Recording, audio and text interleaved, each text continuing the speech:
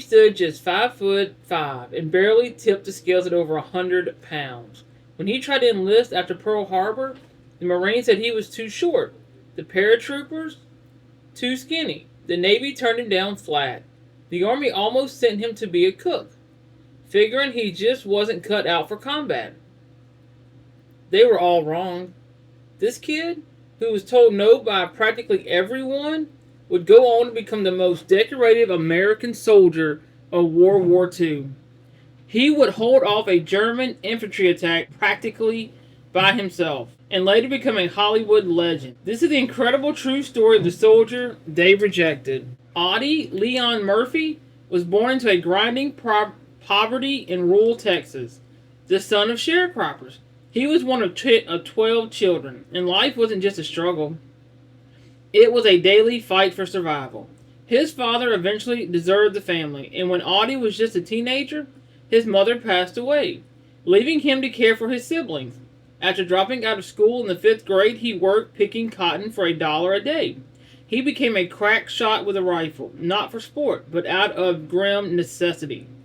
Hunting rabbits and small game to put food on the table. This brutal upbringing forged a quite resilient and a fierce sense of responsibility that would define the man he has to become. Then came Pearl Harbor. Like so many young men, a teenage Audie Murphy was desperate to fight for his country, but the military didn't want him. He was turned away by recruiters from the Marines, the Navy, and the Army paratroopers for being underweight and underage. But Audie wasn't taking no for an answer. He convinced his older sister to falsify his birth date on an affidavit to make him appear 18. Armed with that little lie, the Army finally accepted him on June 30th, 1942. The boy nobody thought was fit for war was finally in the infantry. After training, Murphy was shipped to North Africa with the 3rd Infantry Division. His first taste of combat came during the invasion of Sicily in 1943, where he immediately proved himself a natural soldier. Calm under fire and deadly accurate, his superiors, who at first doubted the baby-faced, undersized soldier, were quickly proven wrong. He fought in brutal campaigns across Italy, including the landing at Salerno and the bloody Battle of Anzio. While many fell, Murphy not only survived but thrived. He earned promotions and a reputation for impossible bravery, taking out machine gun nests and advancing on enemy positions alone. The fighting was so ferocious that by January 1945, his company's strength had been drastically reduced from 235 men to just 18 fighting soldiers and 1 officer, Murphy. January 26, 1945, near Hautewire, France, this was the day Audie Murphy walked into legend. His unit, Company B, was assaulted by 6 German tanks and waves of infantry. Outnumbered and outgunned, Murphy ordered his few remaining men to fall back into the woods while he stayed forward, calling in artillery strikes over a field telephone. Suddenly, a nearby American M10 tank destroyer took a direct hit and began to burn. With German forces closing in from 3 sides, Murphy did the unthinkable. He climbed onto the flaming tank destroyer, which was in the danger of exploding at any second, and for an hour he single-handedly used his 50 caliber machine gun to hold off the German attack, cutting down enemy soldiers who got as close as 10 yards. Though wounded in the leg, he fought on until he ran out of ammunition. He had killed or wounded around 50 German soldiers, halting their advance and saving his company.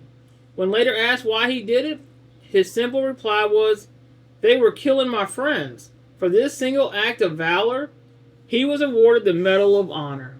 At just 21 years old, Audie Murphy returned home as the most decorated American soldier of World War II. He had earned every major U.S. military combat award for valor, plus decorations from France and Belgium. He was a national hero, but the war never really left him. Murphy suffered from what we now call PTSD, battling insomnia and depression for the rest of his life. He slept with a loaded pistol under his pillow. In an era when such struggles were hidden in shame, Murphy bravely broke the silence. He spoke publicly about his battle fatigue and became a crucial early advocate for veterans' mental health. If you find stories of incredible courage inspiring, take a moment to subscribe to the channel and ring the notification bell for more. His fame naturally got Hollywood's attention. He began a 21-year acting career, starring in over 40 films, mostly westerns.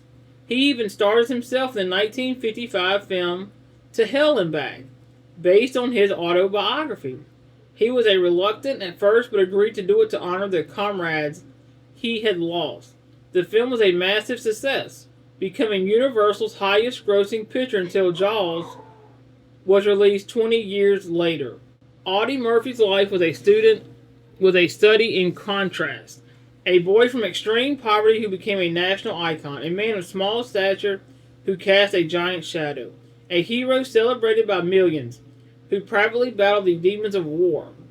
His remarkable life was cut short on May 28, 1971, when he died in a plane crash at the age of 45. He was buried with full military honors at Arlington National Cemetery, where his gravesite is still one of the most visited today.